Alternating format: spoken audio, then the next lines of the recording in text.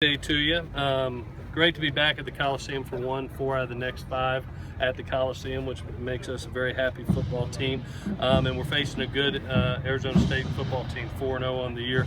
Been extremely impressed with them offensively, especially in the Cal and the Texas Tech game. Have several offensive weapons, and one of the things that stands out to you immediately is their up-tempo offense. The amount of plays that they're putting up, 80-plus plays a game. I think the quarterback, Manny Wilkins, is playing phenomenal. Not only is he being efficient in the pass game, but really what stands out to you is his running ability. He's the second leading rusher as far as number of rushes, averaging almost 13 a game. So we're going to have to hold him in check and really focus on his zone read opportunities. Number 4, Demario Richards, or 2 running backs, I think are phenomenal. You know, we've seen Demario for the last 2 years, extremely solid running back, both running the ball but also out of the backfield. And then Balaj, number 7, obviously out of that Sparky Wildcat package that they have, has done some real damage. You saw what he did versus Texas Tech, really a special athlete. I think their wide receivers, I've been extremely impressed with the entire core. They have 6 kids that they can roll in there. Tim White is the major one in the slot, number 12, that does a tremendous job. And then N'Keal Harry is another big 6'5", 220-pound kid out there catching balls for them. Defensively, I think anytime that you play Coach Graham defense, get ready for pressure. I mean, they're going to blitz.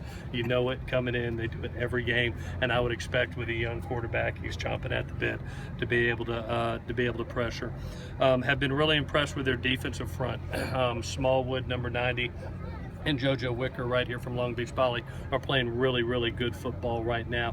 And the linebackers, DJ Calhoun, and then getting Fiso back, number 58, I thought really helped them. He made a great play at the end of the game that really locked away that Cal game with an interception return. Injuries, you saw Damian come out today with a stinger. I would anticipate him back tomorrow. Zach Banner was held out for his ankle. I think he'll be back at practice tomorrow. We'll see where he's at with that. Jack Jones has got a little bit more severe ankle. I would say he's 50-50 at best right now.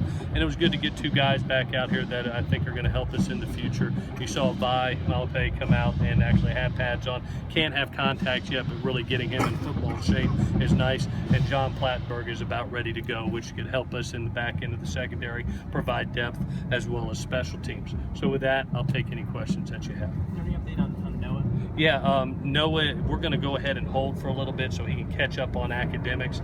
I think it's going to take a couple weeks, not only the academics, but to finish getting healthy. He's got to play some catch up, and you know, we're always going to put academics first and making sure he's fully healthy. I anticipate, Zach, I'm hoping for the month of November for him to be caught up and be ready to go. I know he's chomping ready to get back and everything be right, but I think it's going to take 2 or 3 weeks before we look at that again. Coach, he also said that Juju was a little banged up during the game. What was the issue with him? Well, I tell you, he's been really banged up, whether it's a hand or a foot. Both are hurting him. He's really had it for the last 4 games and has fought his way through it, just being the warrior that he is.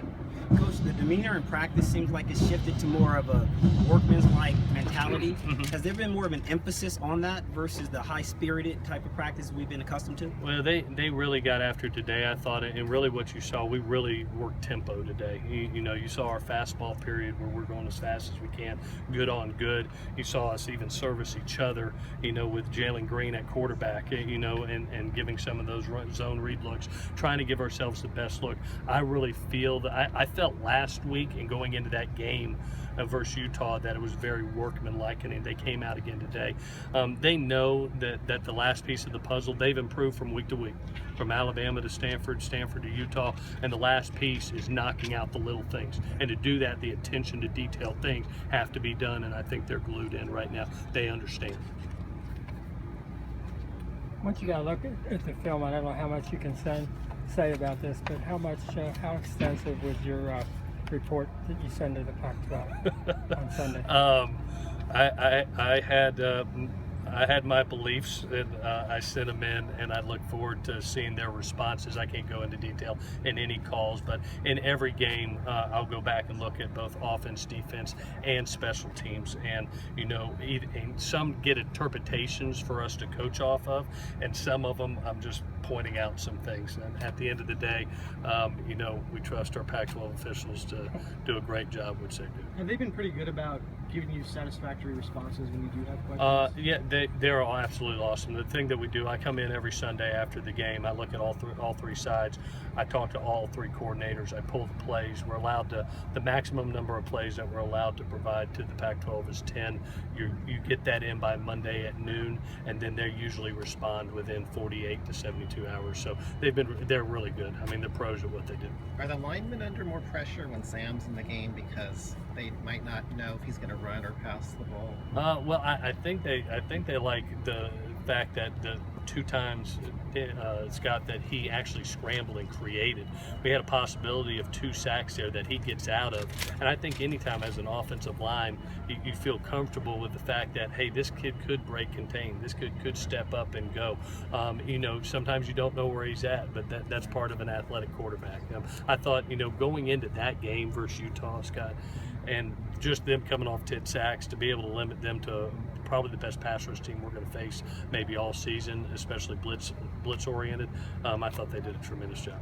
On the other side, no sacks in the game. Can you survive without pressure on the other quarterback? No, I think that's a point of emphasis for Clancy this week, and we really is honed in on it.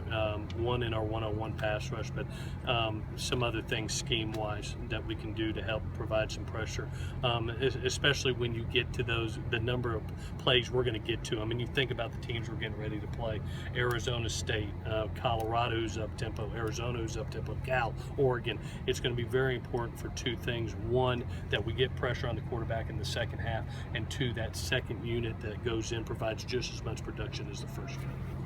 Is there any option on the outside of the pass rush, at the outside linebacker positions, since Uchenna and Porter are played every snap basically?